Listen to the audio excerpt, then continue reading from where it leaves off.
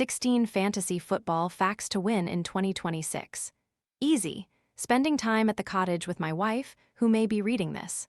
Finding a time and date that somehow works for 12 people.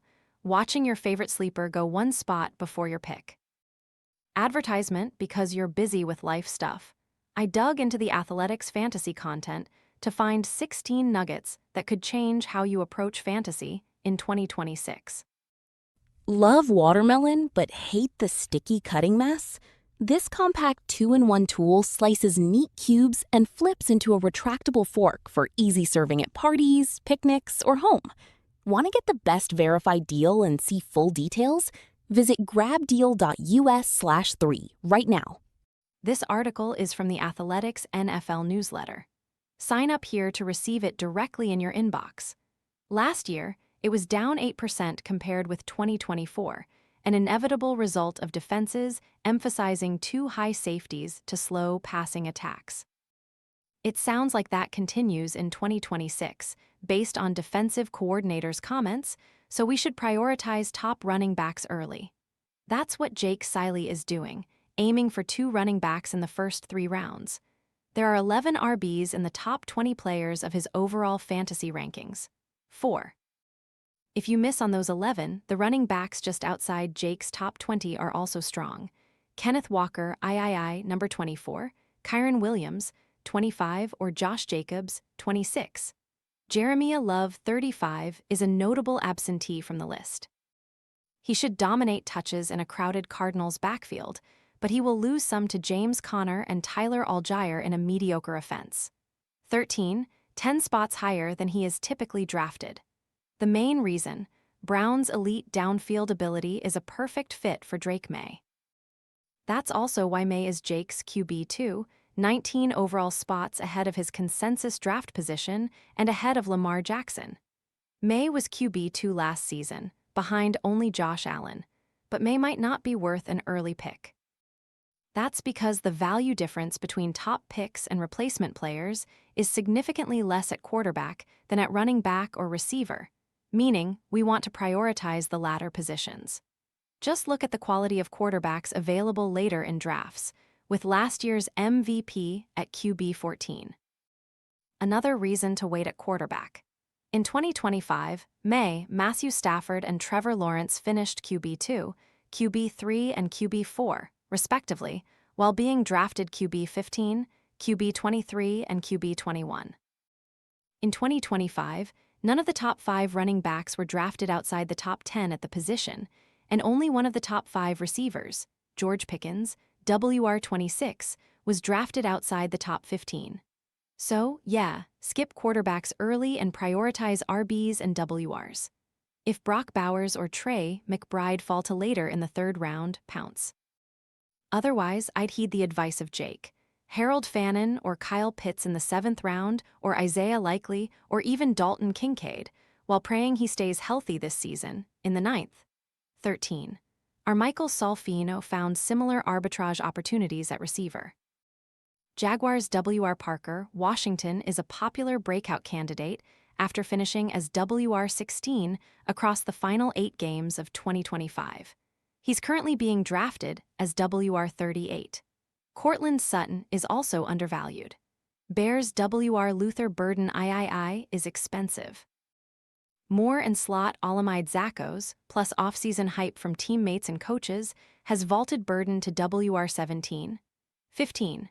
That's appropriate, because Burden's upside is that of Amon-Ra St. Brown broke out in his 2nd season with Ben Johnson and has been the WR3 in each of the past 3 years.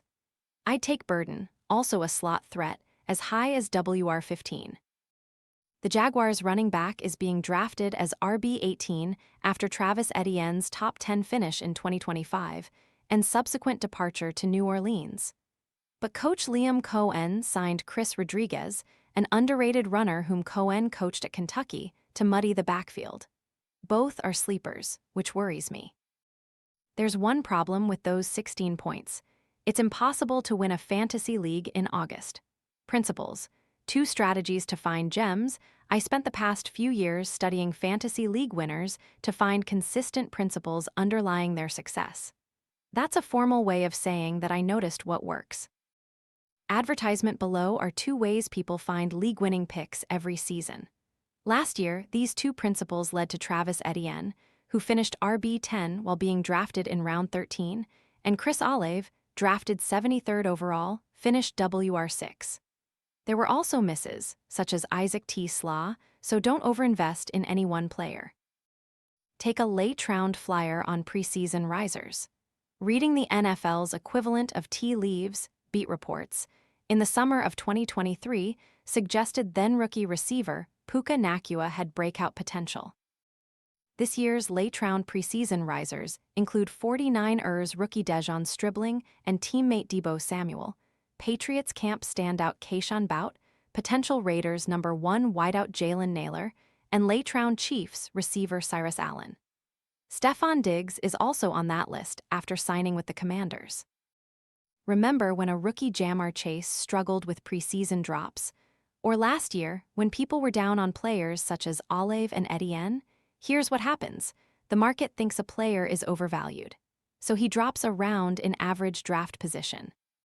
But the idea that Etienne is overvalued remains, so he continues to fall as we approach September. People don't want to draft the unsexy pick, so the discount grows with each week. Two examples this offseason. Chiefs WR Xavier Worthy is a legitimate buy low candidate because many are writing him off after a disappointing 2025. I'm skeptical he'll ever live up to expectations, but the downside is limited at his WR45 price tag. A calf injury derailed Panthers RB Chuba Hubbard in 2025 when he was outplayed by Rico Dowdle, and now he has Jonathan Brooks returning. If Hubbard continues to fall, he could be this year's Etienne. Advertisement Michael Solfino shares his underpriced receivers here, and there's plenty more in the Athletics draft kit. We'll have a fantasy edition of the newsletter every Friday until the season starts. Good luck this weekend if you're also drafting.